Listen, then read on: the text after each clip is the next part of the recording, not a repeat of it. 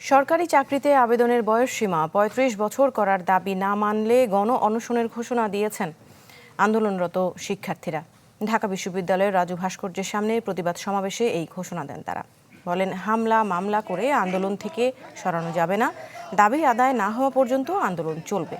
এর আগে শাহবাগ মোড়ে সড়ক অবরোধ করে চাকরিতে আবেদনের বয়সসীমা ৩৫ করার দাবি জানিয়ে গণভবন অভিমুখে পদযাত্রার ঘোষণা দেন তারা।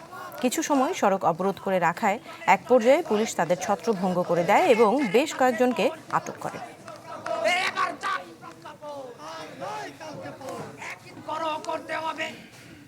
দর্শক, এই বিষয়ে আমরা আরো একটু বিস্তারিত জানবো। আমাদের সহকর্মী কাজী ফয়সাল আমাদের সাথে যুক্ত হচ্ছেন।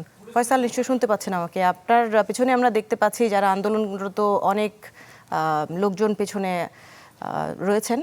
এখন আসলে এই রাতের বেলা তারা কি বলতে চাচ্ছেন, এই বিষয়টি একটু আমাদেরকে পরিষ্কার করে বলবেন। আর যাদেরকে আটক করা হয়েছে তাদের বিষয়ে জানতে চাই।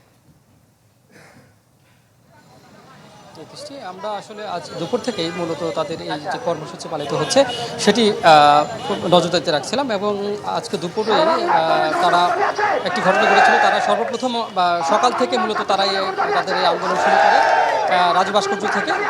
তারা তারপরে জাতীয় জাদুঘরের সামনে যায়, সেখানে গিয়ে কিছুক্ষণ অবস্থান করার পরে তারা শাহবাগ মোড় অবরোধ করে। তখনই বিপত্তিটি বাধে, পুলিশ তাদেরকে বাধা দেয় এই সড়ক অবরোধ করার কারণে এবং পুলিশ তাদেরকে সরিয়ে দেওয়ার চেষ্টা করে।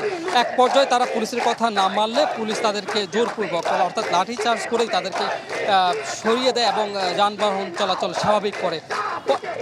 ঠিক ওই সময় পুলিশের সাথে তাদের যেই ঝামেলাটি হয় তখন তৎক্ষণাৎ পুলিশ তাদের অন্তত তারা বলছেন যে 15 জনকে পুলিশ আটক করে, 15 জন কিংবা তারাও বেশি সদস্যকে পুলিশ আটক করে নিয়ে গেছে। তবে পুলিশ আমাদেরকে জানিয়েছে তারা এখন পর্যন্ত 13 জনকে আটক করেছে।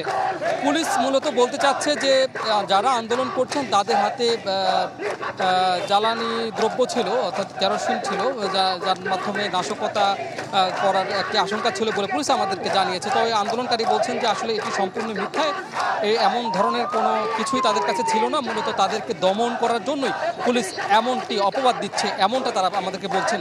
তো আসলে আমরা দেখেছি যে তারা আজ বিকেলে একটি ঘোষণা দিয়েছিল যে রাত 10টার মধ্যে যদি তাদের দাবি মানা না হয় এবং যাদেরকে আটক করা হয়েছে তাদেরকে মুক্তি না দেওয়া হয় তারা আমরণ অনশনে যাবেন। তবে এখন তারা বলছেন যে সরকারের বিভিন্ন দপ্তর থেকে তাদের সঙ্গে যোগাযোগ করা হয়েছে এবং সে কারণে তারা এখন পর্যন্ত এখানে সেই অনশন কর্মসূচির দিকে যাচ্ছেন না। তারা বলছেন যে তারা 10:30 পর্যন্ত দেখবেন এবং সরকারের বিভিন্ন দপ্তর থেকে বা সরকারের মহল থেকে কি তাদের প্রতি কী ধরনের মেসেজ আসে তার পরবর্তীতে তারা পরবর্তী পদক্ষেপ নেবেন।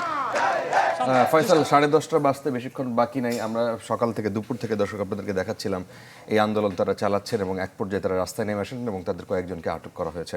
দেখা যাক এর পরবর্তীতে কি হয়।